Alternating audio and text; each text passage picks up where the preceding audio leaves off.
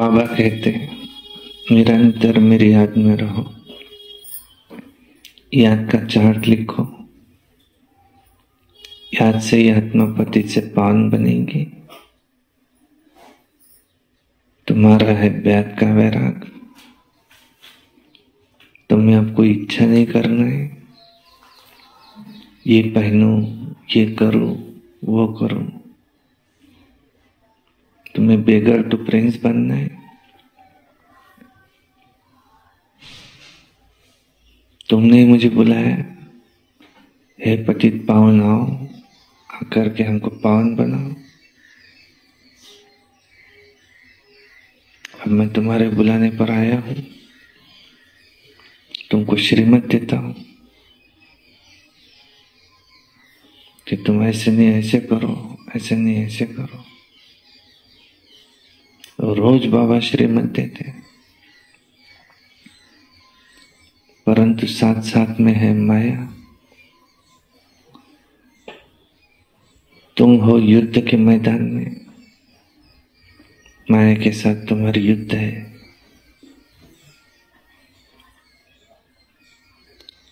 योग बल से ही तुम विश्व पर राज्य पा सकते हो।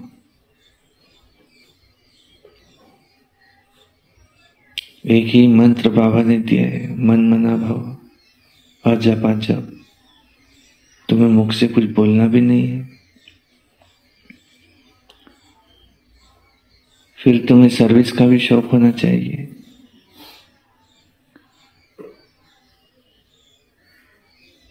बाबा की नजर उस पर जाती है जो सर्विसेबल बच्चे हैं। ऐसे नहीं कह सकते कि हम किसी को समझा ही नहीं सकते। खुद ही नहीं समझाऊंगा तो किसी को क्या समझाएंगे। तुम्हें दधीचि ऋषि मिसाल इस यज्ञ में अपनी हड्डी हड्डी स्वाह करना है। तुम हो यज्ञ रक्षक, खुद भी पवित्र बनना है, औरों को भी पावन बनाना है। तुम हो सर्वेंट, सेवाधारी। बाबा कहते मैं भी सेवाधारी हूं। हर बाप को लगता है कि अपना बच्चा योग्य बने और फिर उसको योग्य बनाकर बाप वानप्रस्थ अवस्था में चले जाते। ऐसे शिव बाबा भी कहते मुझे तुमको पावन बनाने में कितनी मेहनत करनी पड़ती है, तुम भी मेहनत करो। और फिर मैं भी वानप्रस्थ अवस्था में चले जाता हूं। फिर 2500 वर्ष तुम मुझे पुकारते भी नहीं हो, लेकिन फिर देवी देवताएं वाम मार्ग में गए, दुख शुरू हुआ, अशांति आई, देहभान। ये देहभान तुम्हारा सबसे बड़ा दुश्मन है। फिर है काम, क्रोध, लोभ भी कम नहीं है, मोह,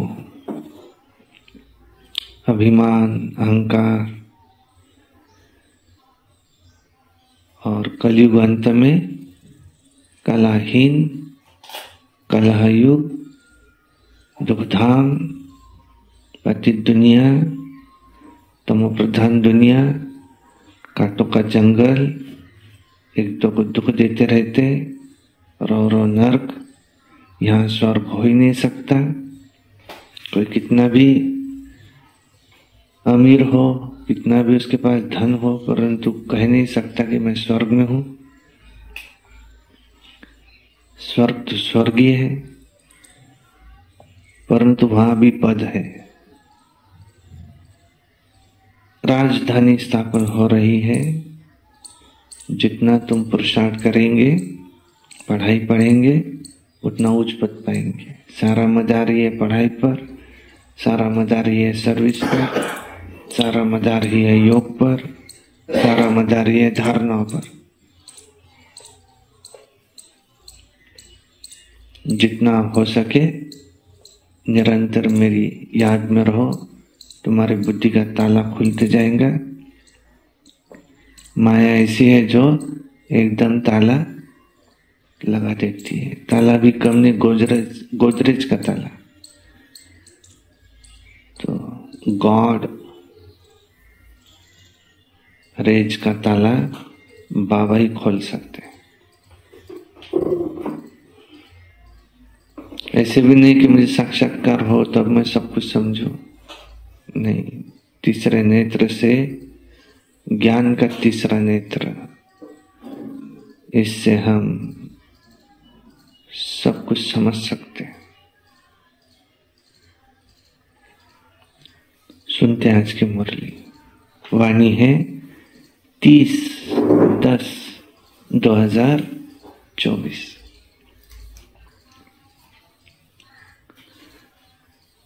सारे मुरली का, मीठे बच्चे, एक बाप की याद में रहना, यही है अव्यभिचारी याद।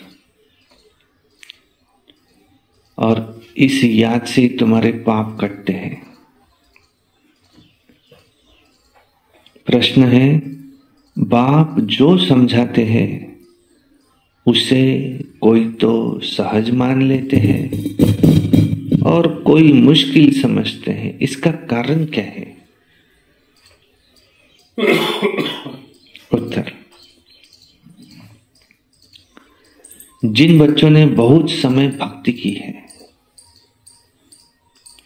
जो आधा कल्प से पुराने भक्त हैं, वो बाप की हर बात को सहज मान लेते हैं।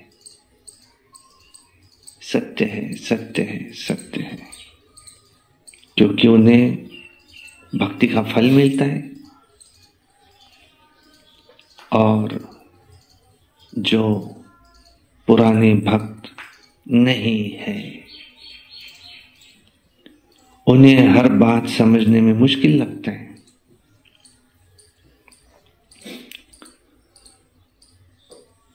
और दूसरे धर्म वाले तो इस ज्ञान को समझ भी नहीं सकते। ओम शांति।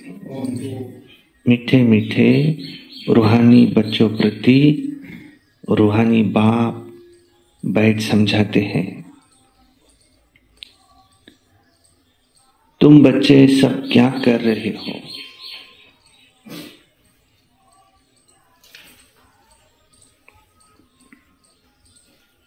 एक बाबा की याद में बैठे हैं। तुम्हारी है अव्यभिचारी याद। एक होती है व्यभिचारी याद और दूसरी होती है अव्यभिचारी याद। माना एक की याद। तुम सबकी है अव्यभिचारी याद। एक बाबा, दूसरा न कोई। किसकी याद? एक बाप की याद। उस हम सर्व आत्माओं का पिता है।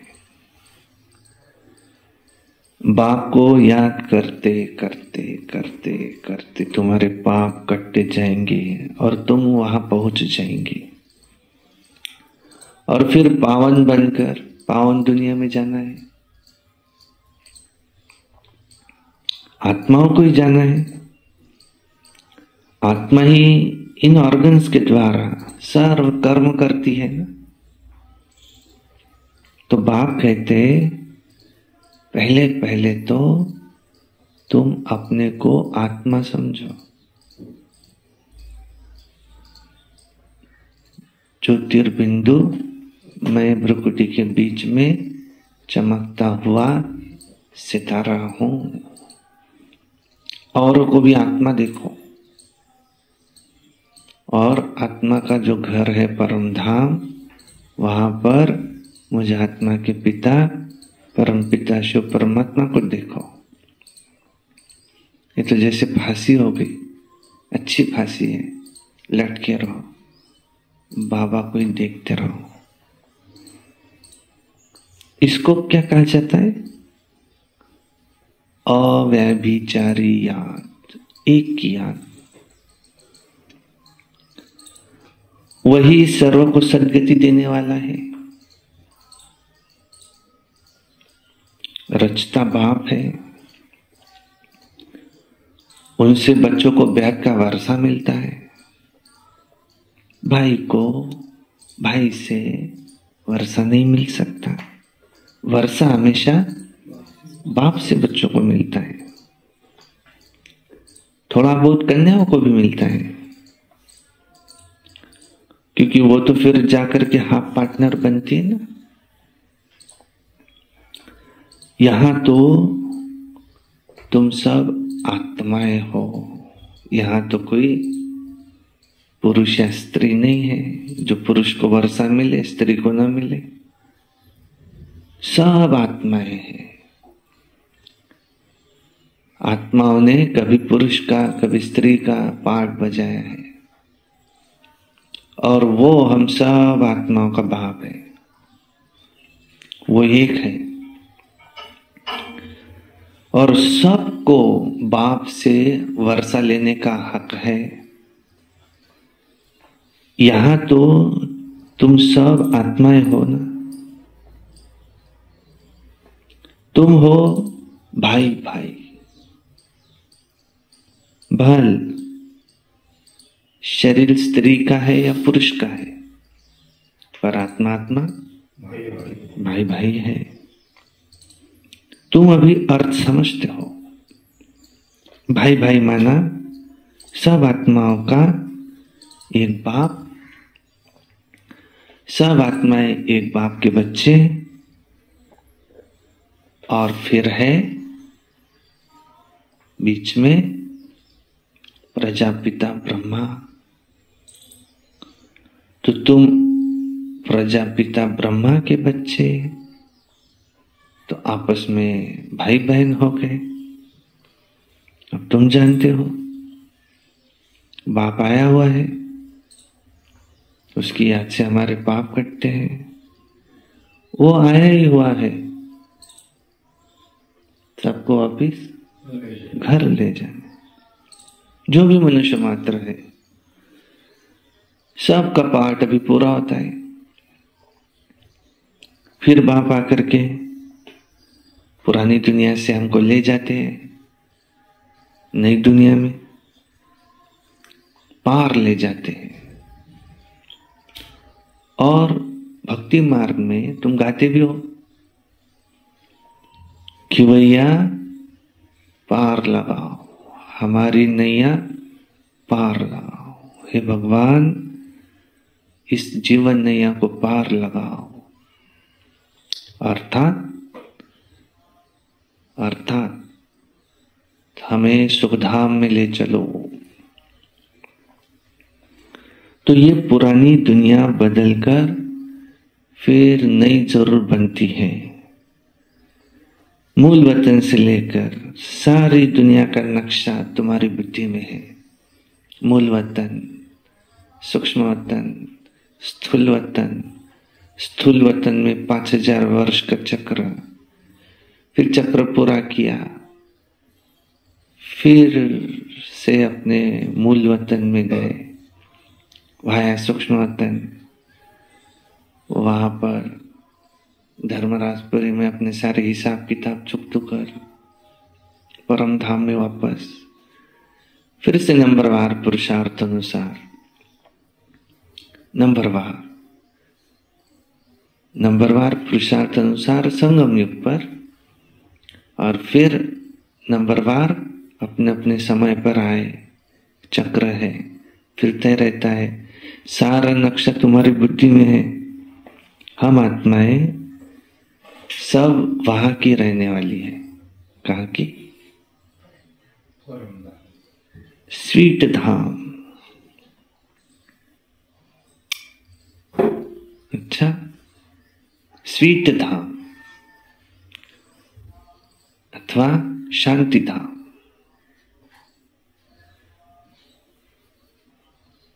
ये तो बुद्धि में याद है ना। हम जब सत्युगी नई दुनिया में है तो बाकी सब आत्माएं शांति धाम में रहती है। हम सब आत्माएं स्वीट धाम, शांति धाम की रहने वाली है। आत्मा का कभी विनाश नहीं होता। आत्मा में ही अविनाशी पार्ट नूंधा हुआ है, वो कभी विनाश हो नहीं सकता। समझो कि ये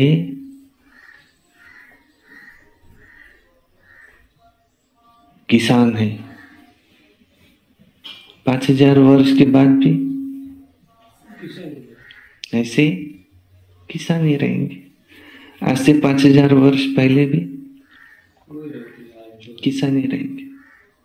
समझो ये दुकानदार है, 5000 वर्ष पहले भी ऐसे दुकानदार थे, आज है, 5000 वर्ष के बाद भी ऐसे दुकानदार रहेंगे। समझो ये हाउसवाइफ है,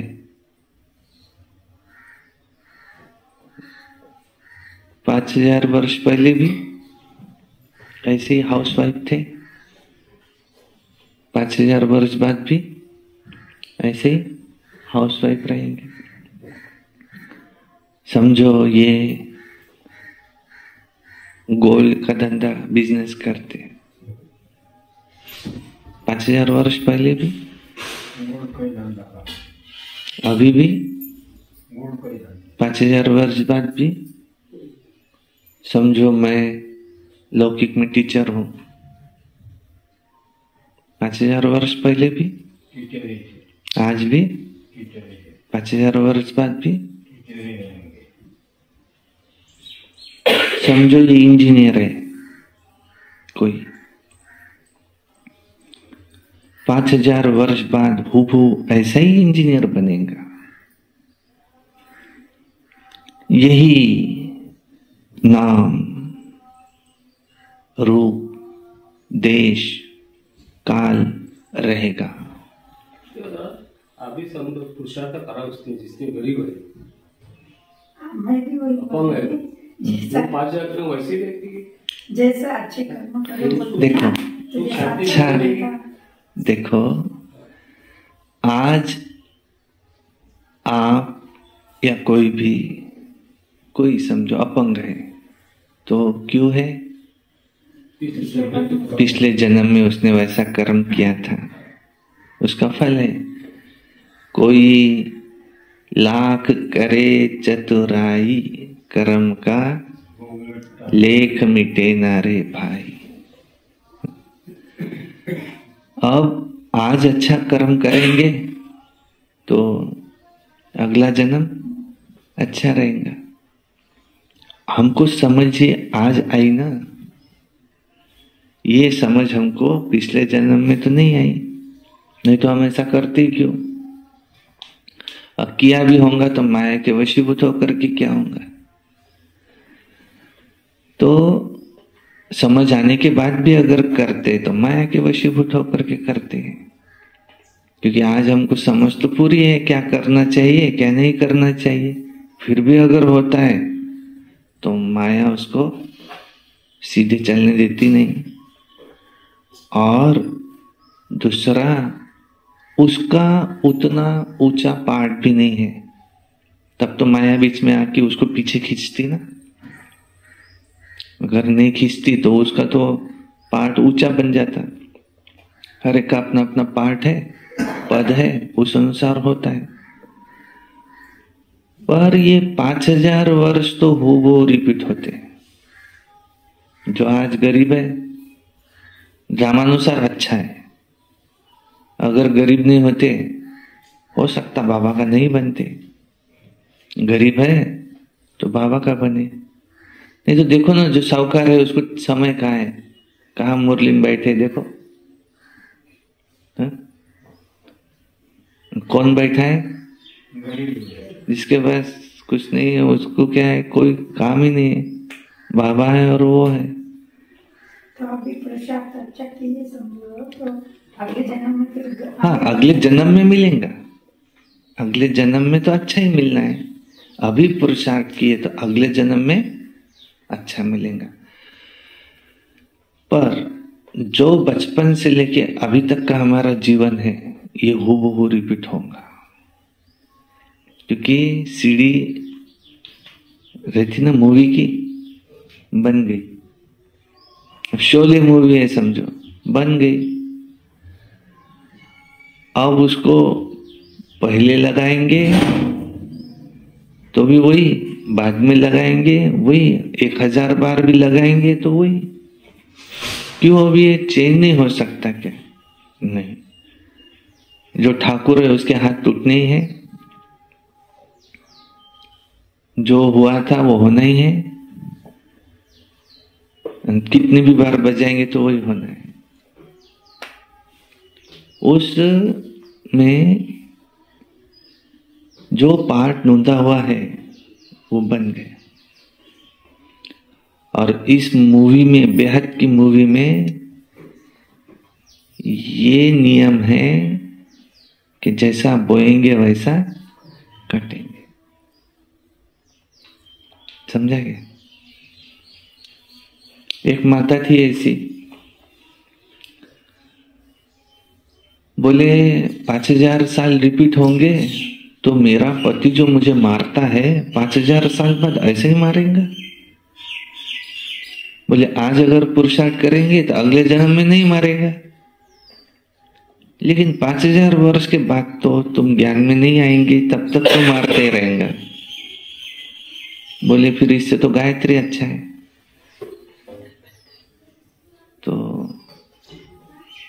छोड़ के चली गई ज्ञान, लेकिन वो छोड़ के गई भी तो होना है, तो होना ही है।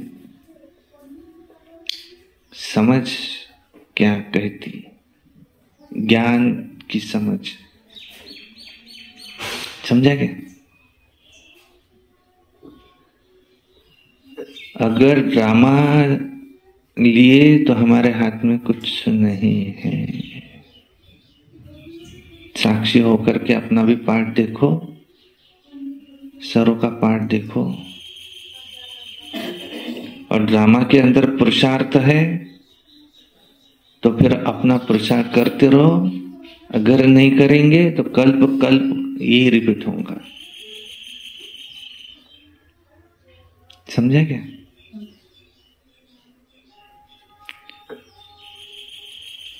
जिसने भक्ति पूरी की है वो तो फटाफट समझ ले। भक्ति अधूरी है, मुश्किल जाता समझने में।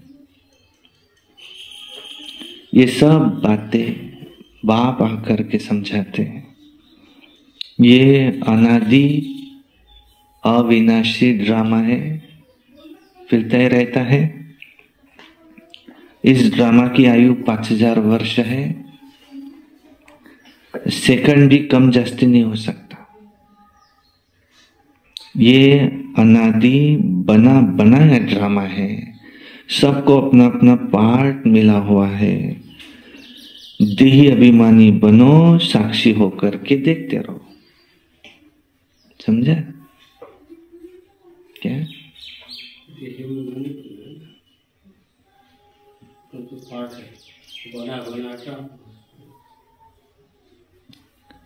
पूरा वाक्य क्या है? देही अभिमानी बनो, साक्षी होकर के देखते रहो। बाप को तो देह है नहीं और वो नॉलेजफुल है, बीज रूप है। बाकी आत्माएं जो ऊपर निराकारी दुनिया में रहती है वो फिर आती है नंबरवार यहाँ पार्ट बजाने।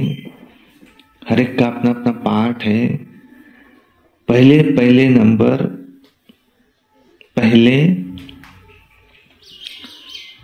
पहले नंबर से शुरू होता है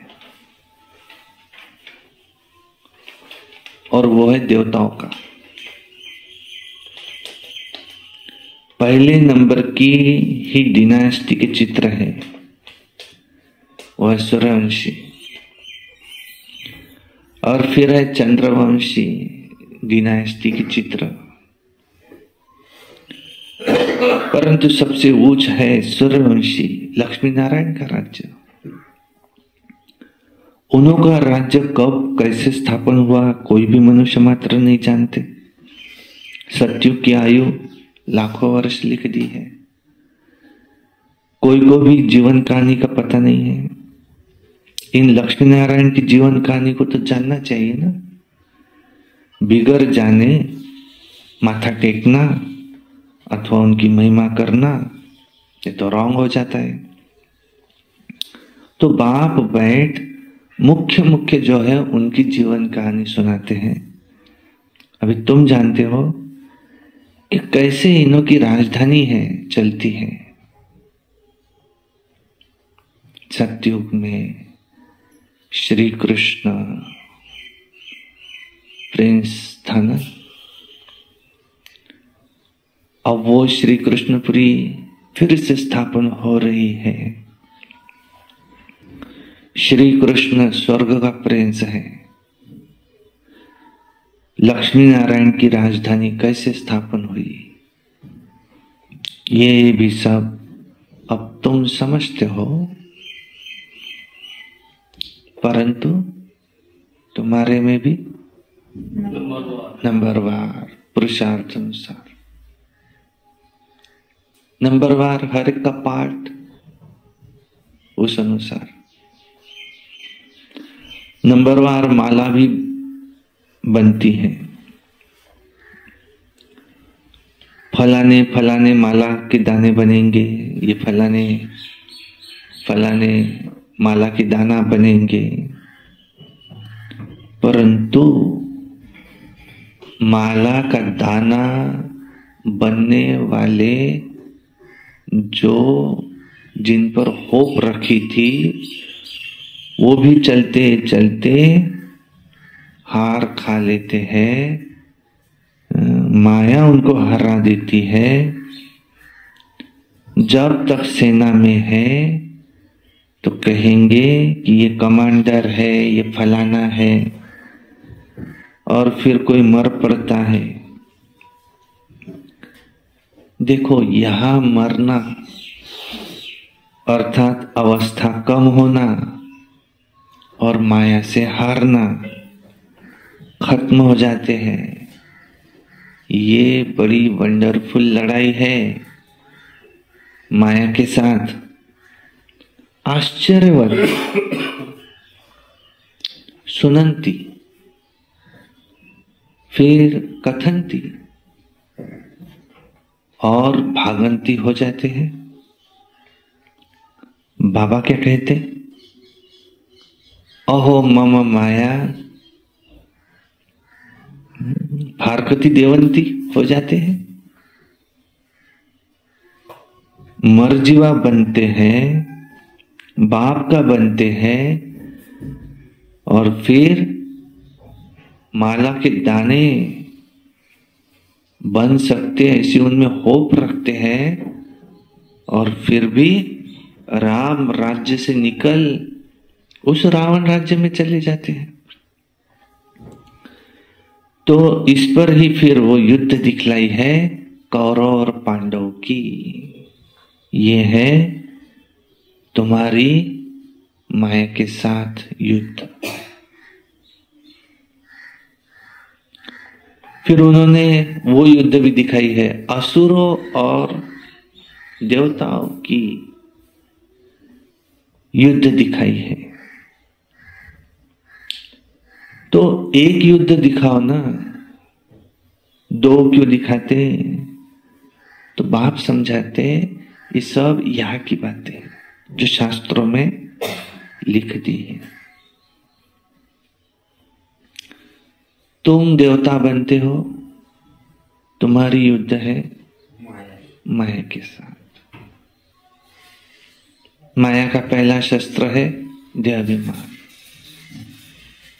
दूसरा शस्त्र है काम, तीसरा है क्रोध, चौथा लोभ, मोह, अहंकार, और फिर बाकी छोटे छोटे तो बहुत है, छोटे छोटे बाण छोड़ती है हम पर।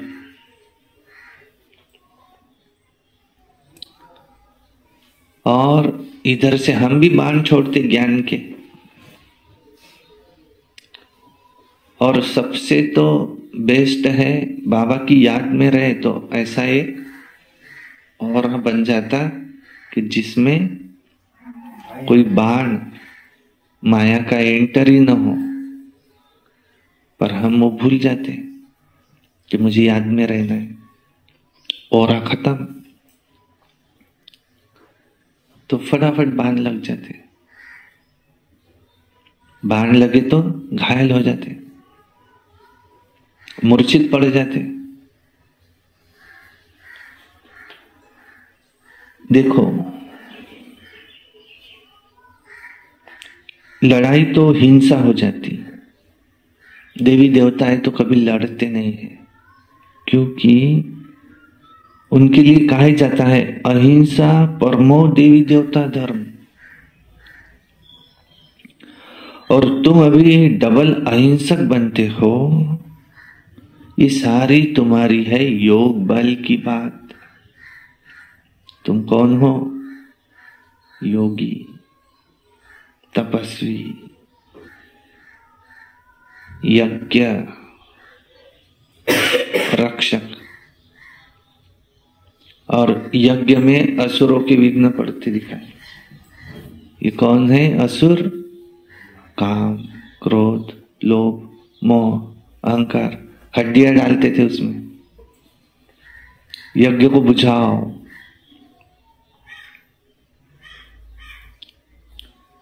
हथियारों आदि से तुम कोई को कुछ करते नहीं हो। वो ताकत तो क्रिश्चियन में अभी बहुत है। रशिया और अमेरिका दोनों क्रिश्चियन है, तो दो जैसे कि भाई भाई है, और इन दोनों की ही कंपटीशन है बॉम्ब आदि बनाने की। तो दोनों एक दो से ताकत वाले हैं। इतनी ताकत है इन दोनों में, अगर दोनों आपस में मिल जाए ना, तो सारे वर्ल्ड पर ये राज्य कर सकते हैं। परंतु लॉ नहीं कहता जो बाहुबल से कोई विश्व पर राज्य पा सके। कहानी भी दिखाते हैं, दो बिल्ली आपस में लड़े और मक्खन बीच में, तीसरा ही कोई खा गया। तो वो है श्री कृष्ण के मुख में मक्खन दिखाया। ये सब बातें तुम्हें अब बाप समझाते हैं। ये थोड़ी कुछ जानता था ब्रह्मा बाबा। ब्रह्मा बाबा नहीं बताते, ये शिव बाबा करके बताते हैं। ये चित्र आदि भी ब्रह्मा बाबा ने नहीं बनाए, शिव बाप ने ही दिव्य दृष्टि से बनवाए हैं, शिव बाबा ने बनवाए हैं। और अब वो समझा भी रहे हैं कि वो आपस में लड़ते हैं, सारे विश्व की बादशाही तुम ले लेते हो। वो दोनों बहुत पावरफुल है, जहां तहां एक दूसरे को आपस में लड़ा देते हैं और फिर मदद देते रहते हैं, क्योंकि उन्हों का है व्यापार जबरदस्त है। सो जब दो बिल्ली आपस में लड़े तब तो बारूद आदि काम आए, जहां तहां एक दो को लड़ा देते हैं। ये हिंदुस्तान पाकिस्तान पहले अलग था क्या? दोनों इकट्ठे थे। ये सब ड्रामा में नूंद है। अभी तुम पुरुषार्थ कर रहे हो योग बल से विश्व का मालिक बने।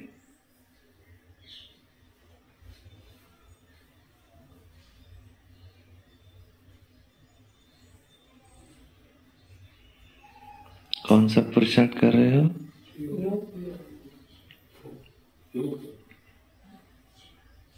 कौन सा पुरुषार्थ कर रहे हो तुम? बस योग बल से।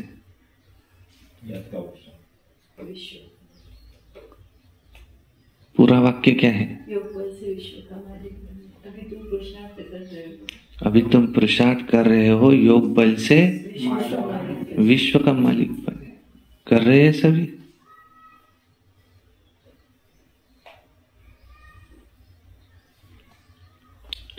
और उधर वो आपस में लड़ते हैं, मक्खन बीच में तुम खा लेते हो।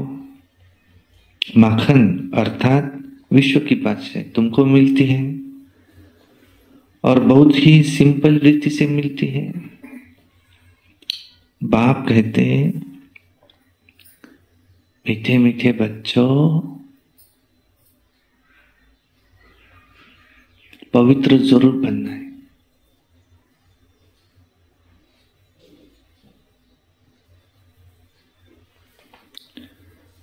क्यों? पवित्र दुनिया में चलना है ना। उसको कहा जाता है वाइसलेस वर्ल्ड, संपूर्ण निर्विकारी दुनिया। हर एक चीज सतो प्रधान, फिर सतो रजो तमो में जरूर जाती है, तो वो है सतो प्रधान दुनिया। तुम सतो प्रधान बनेंगे तो सतो प्रधान दुनिया में जाएंगे, सतो बनेंगे तो सतो में आएंगे, रजो रह जाएंगे तो रजो में आएंगे। तमो प्रधान तो अब रहे नहीं। तुम्हारे में ये बुद्धि नहीं थी, क्योंकि शास्त्रों में लाखों वर्ष कह दिया है। तो भक्ति है अज्ञान अंधियारा। ये भी पहले तुमको पता थोड़ी था, अब तुम समझते हो। जो वो कह देते हैं कि कलयुग अभी 40,000 वर्ष और चलेगा, ये क्या है? अज्ञान अंधियारा। कलयुग अभी बच्चा नहीं है, थोड़ा सा बचा है। अच्छा, 40,000 वर्ष पूरे हो तो फिर इस दुनिया का क्या हो जाएगा? कितनी जनसंख्या बढ़ जाएंगी? 15 साल पहले देखो, जहां प्लॉट नहीं था, खेती थी, आज लोगों के घर बन रहे हैं।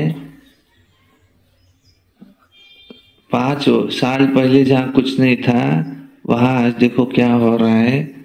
और इस स्पीड से तो कैसे क्या हो जाएगा?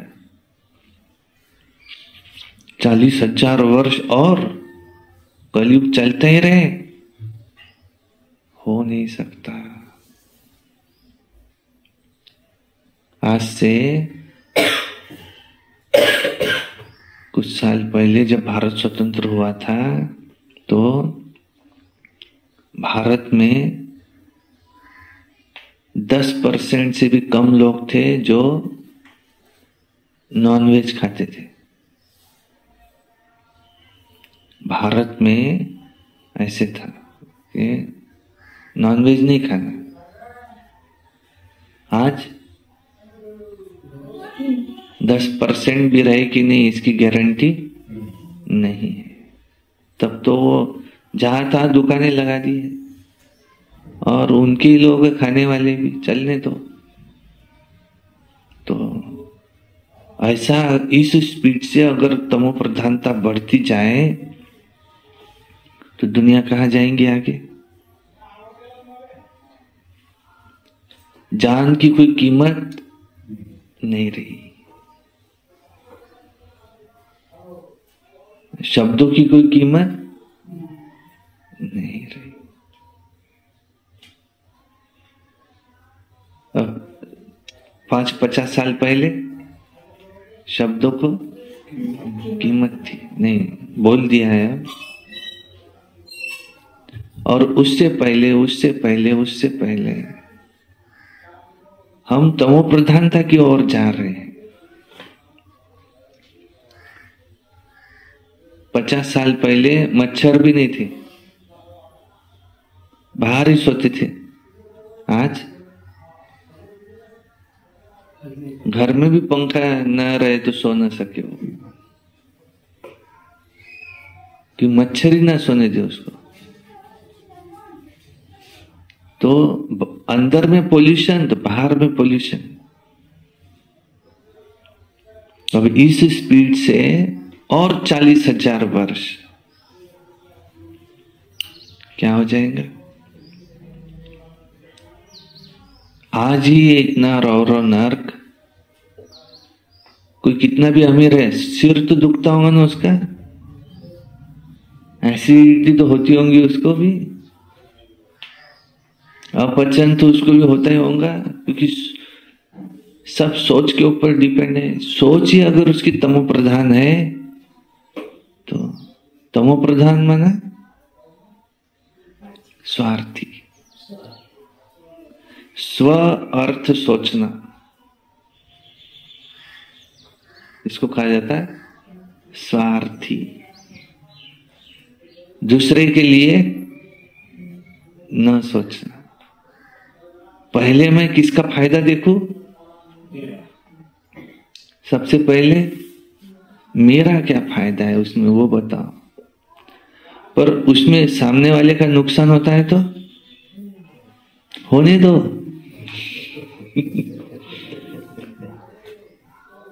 उससे मुझे कोई लेन देन नहीं है। इसको कहा जाता है तमो प्रधान।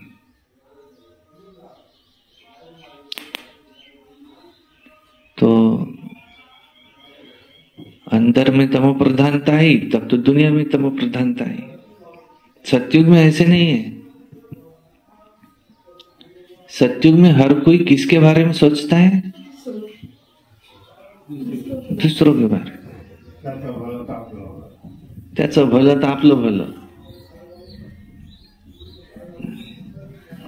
और ऐसे सब है इकट्ठे जमा हो गए तो सतयुग है।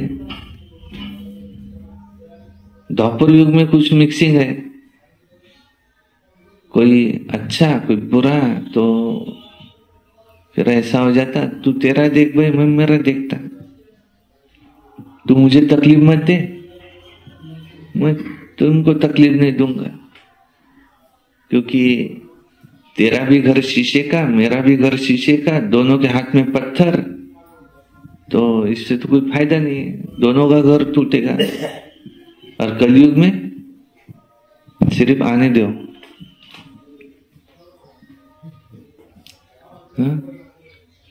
तुम मेरे से बात करो, क्यों, तुम मुझे क्या दे सकते ये बताओ, नहीं तो फालतू मेरा टाइम पास मत करो। ये क्या है, कलयुग। मेरे पास टाइम नहीं, किसके लिए टाइम नहीं है, उसके लिए जो मुझे फायदा नहीं दे सकता। मेरे पास उसी के लिए टाइम है जो मुझे कुछ दे सकता है। इसको कहा जाता है स्वार्थ। माँ बाप ने बच्चों का पालन पोषण किया, बच्चे क्या कह रहे हैं, नाही तो कोणतं मोठं काम केलं तुम्ही काय एकटेच आहे काय, सर्वच जण करून राहिले, माय बाबाचं कर्तव्यच आहे ते, कोणतं काही मोठं कार्य केलं काय, मग पैदा खायला गेलतं, कोण सांगितलं तुम्हाला, ये कोई किसी का जहां नहीं है। वो माँ बाप की भी सेवा तब तक करे जब तक माँ बाप से उसको कुछ फायदा है। माँ बाप अगर बीमार हो जाए और करो सेवा, राह नहीं देखेगा वो कि कब जाते, देखेंगे ना। सबसे पहले तो बहू राह देखेंगी उसकी कि कधी जाता है, क्योंकि तुम्ही चालले जाता है ऑफिस मध्ये आणि सर्व करावं लागते मले।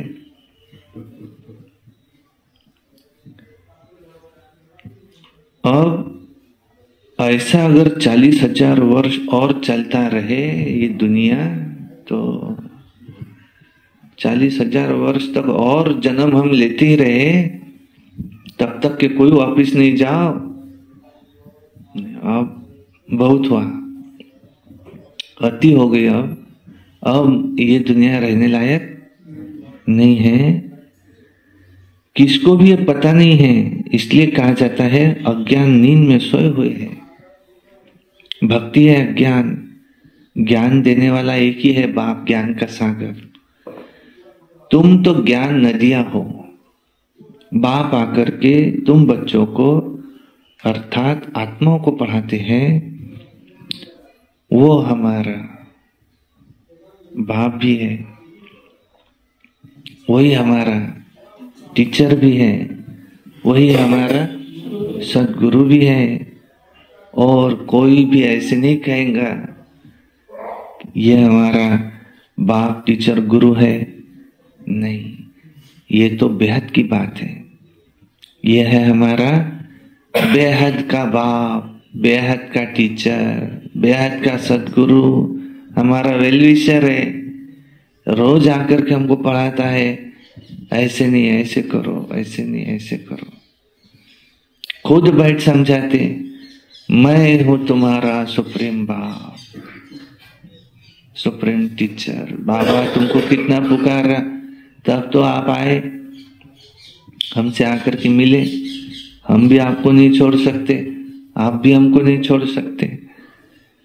तुम सब हमारे बच्चे हो, तुम भी कहते हो बाबा आप वही हो। आखिर मिल गए। भक्ति मार्ग में जिसको कहा था छोड़ भी दिया आकाश सिंहासन, आओ धरती पे, तो बाप भी कहते तुम कल्प कल्प मुझे मिलते हो।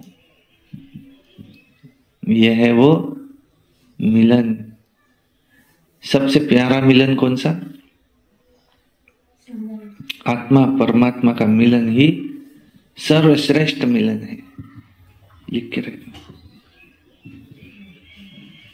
आत्मा और परमात्मा का मिलन ही सर्वश्रेष्ठ मिलन है।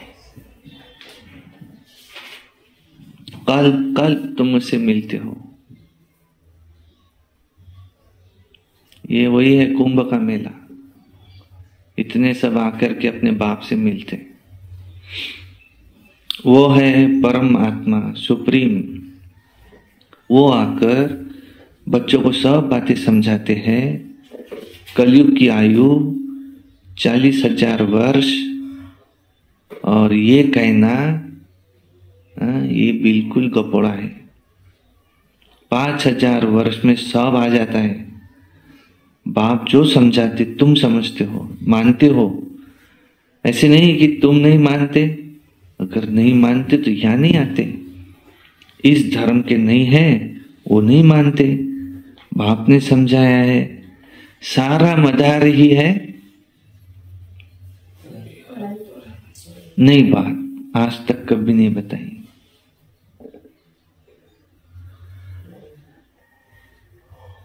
सारा मदार ही है भक्ति पर।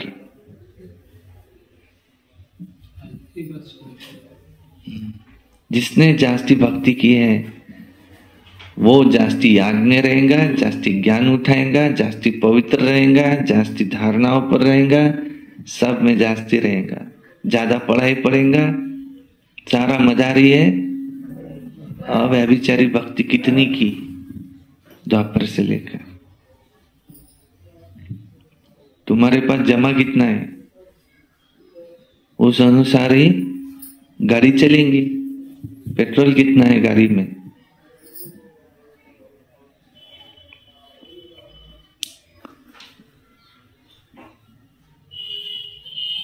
सारा मदार ये भक्ति पर। जिन्होंने बहुत भक्ति की है तो भक्ति का फल भी उन्हों को ही मिलना चाहिए। उन्हों को ही बाप से वर्षा, ये बेहद का वर्षा मिलता है। अब तुम जानते हो कि हम सो देवता विश्व के मालिक बनते, बाकी थोड़े रोज है। इस पुरानी दुनिया का विनाश तो दिखाया हुआ है, और कोई शास्त्रों में ऐसी बात है ही नहीं। एक गीता ही है, भारत का धर्मशास्त्र। हर एक का अपना धर्मशास्त्र पढ़ना चाहिए, हर एक को अपना धर्मशास्त्र पढ़ना चाहिए, और वो धर्म जिस द्वारा स्थापन हुआ है उसको भी जानना चाहिए। जैसे क्रिश्चियन क्राइस्ट को जानते हैं, उनको मानते हैं, पूजते हैं, और तुम आदि सनातन देवी देवता धर्म के हो, देवी देवताओं को पूजते हो, परंतु आजकल अपने को हिंदू धर्म के कह देते हैं। असल में तुम हो आदि सनातन देवी देवता धर्म के। तुम बच्चे अब राजयोग सीख रहे हो, तुम राज ऋषि हो।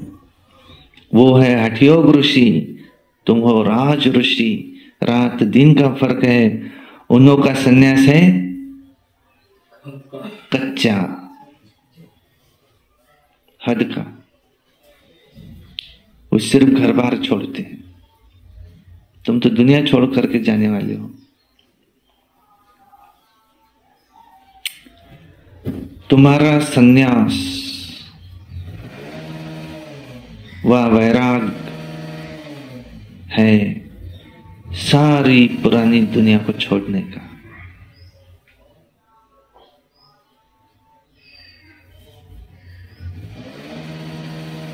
तुम कौन हो? बेहद के सन्यासी। पहले पहले अपने घर स्वीट होम में जाकर फिर नई दुनिया सतयुग में आएंगे। ब्रह्मा द्वारा आदि सनातन देवी देवता धर्म की स्थापना होती है। अभी तो ये पतित पुरानी दुनिया है। ये सब समझने की बात है।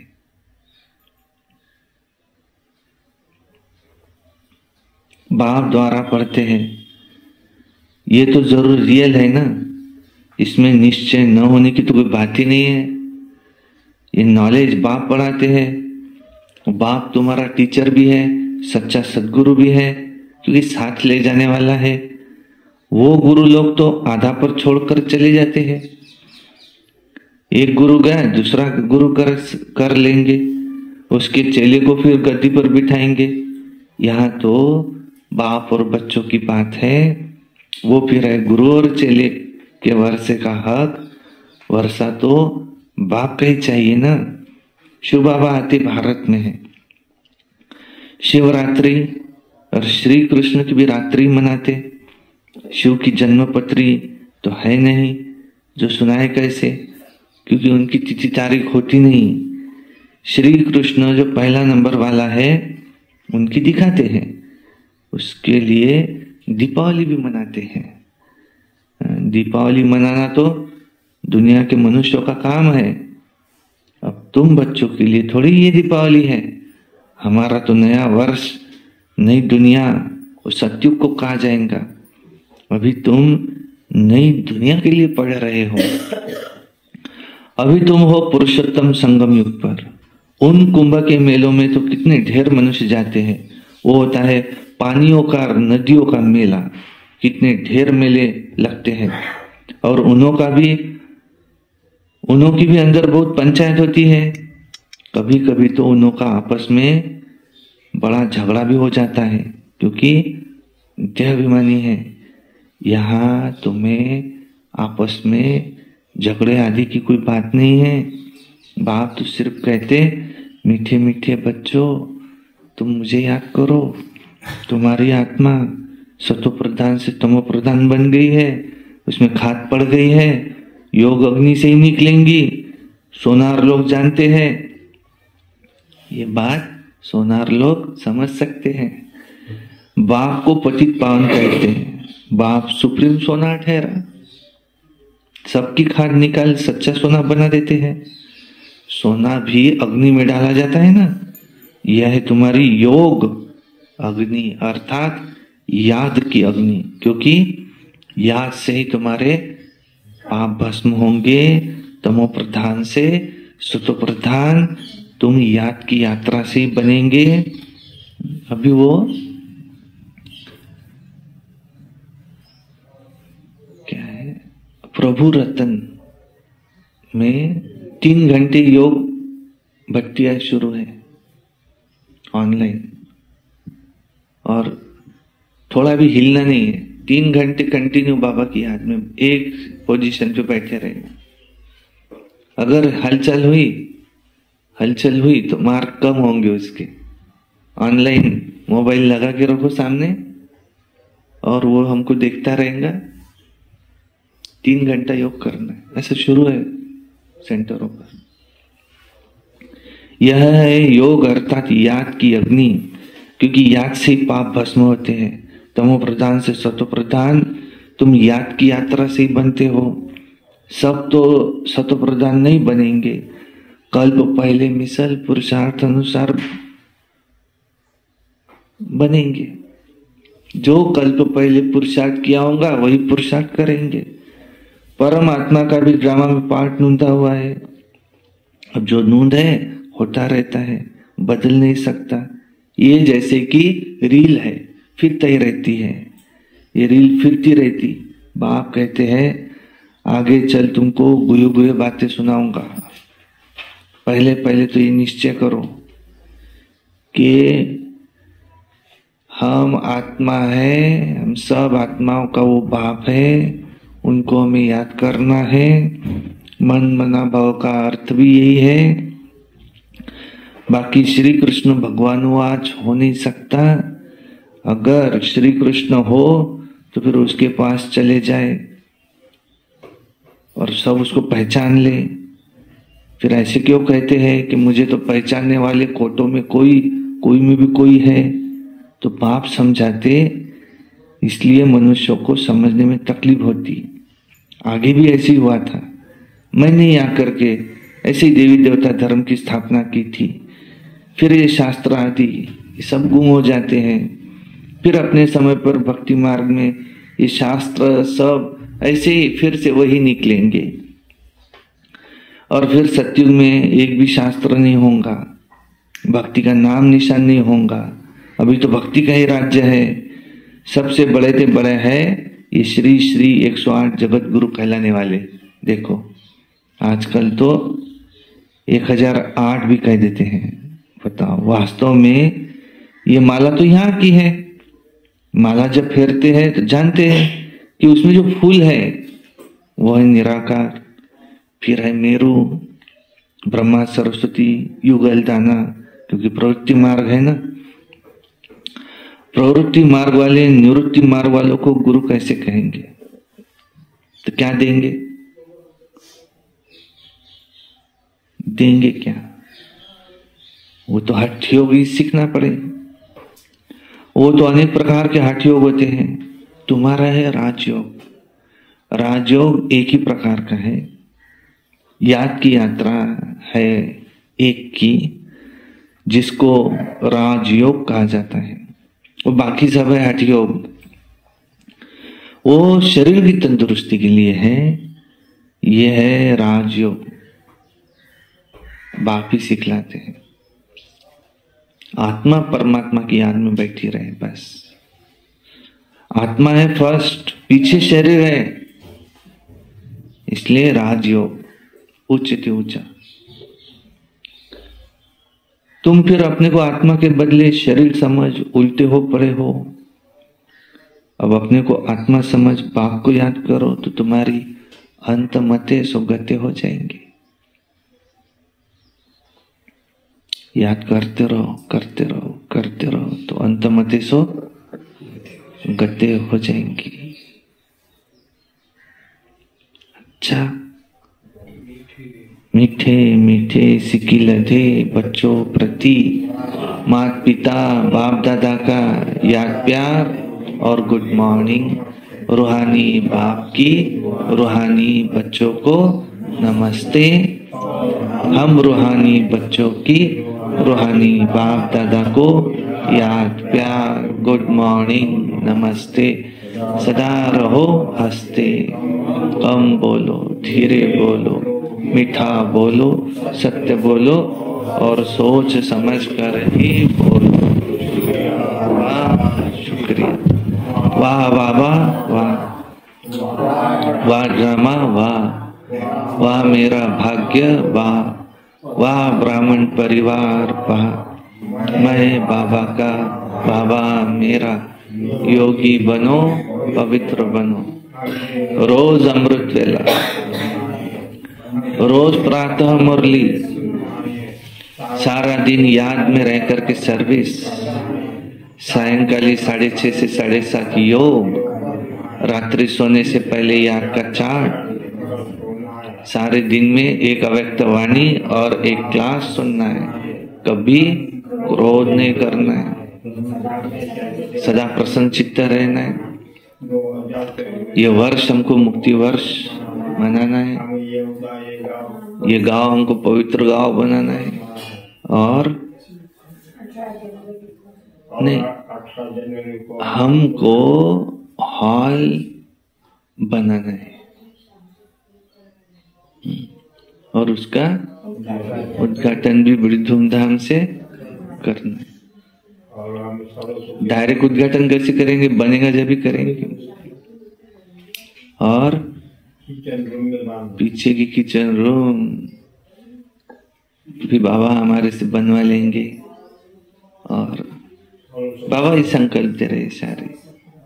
ये सामने कंपाउंड वॉल, सरस्वती भवन, ऐसा एस्लम जो लोग आकर के यहाँ पर भगवान को याद करे और कुछ प्राप्त करे, ऐसा एक ठिकान बनेगा।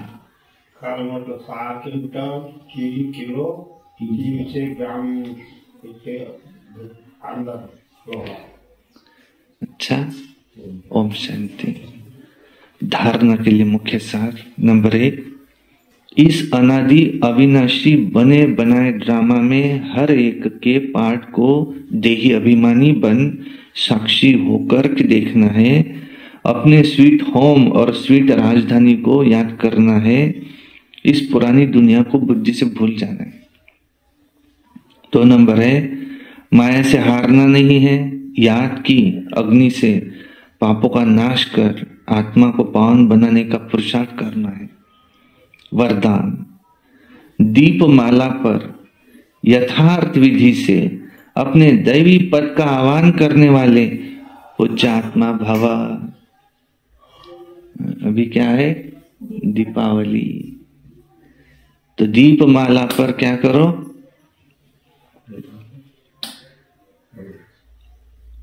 यथार्थ विधि से अपने दैवी पद का आह्वान करो। ऐसे पूज्य आत्मा भव। सिर्फ पूजा नहीं करो, किसकी पूजा है ये, हम सो हम, हमारी पूजा हो रही है। अपने दैवी पद का आह्वान करो। दीपमाला पर पहले लोग विधि पूर्वक दीपक जगाते हैं। दीपक बुझे नहीं ये ध्यान रखते हैं, उसके लिए घृत डालते, विधि पूर्वक आह्वान के अभ्यास में रहते। अभी तो दीपक के बजाय बल्ब जगा देते हैं, दीपमाला नहीं मनाते। अब तो जैसे कि सब मनोरंजन ही हो गया है, और आवाहन की विधि अथवा साधना ही समाप्त हो गई है। अब तो दीपक की जगह क्या आ गए, बल्ब वाले दीपक, वो विधि ही खत्म हो गई है। स्नेह समाप्त हो, सिर्फ क्या रह गया है, स्वार्थ रह गया है। इसलिए यथार्थ दाता रूपधारी लक्ष्मी किसी के पास आती नहीं। लेकिन आप सभी यथार्थ विधि से अपने दैवी पद का आह्वान करते हो। हम पूजा नहीं करेंगे, सिर्फ हम क्या करेंगे, अपने दैवी पद का आवाहन। मुझे देवता बनना है, वो देवता पद का आवाहन करेंगे। इसलिए स्वयं पूज्य देवी देवता बन जाते हो। स्लोगन, सदा बेहद की वृत्ति, दृष्टि और स्थिति हो, तब विश्व कल्याण का कार्य संपन्न होगा। अच्छा, ओम शांति शांति शांति। दीपावली आ रही है, कल धनतेरस थी। सभी को दीपावली की बहुत बहुत शुभकामनाएं। दीपावली पे क्या करना है वो भी वरदान में बाबा ने आज सुना दिया।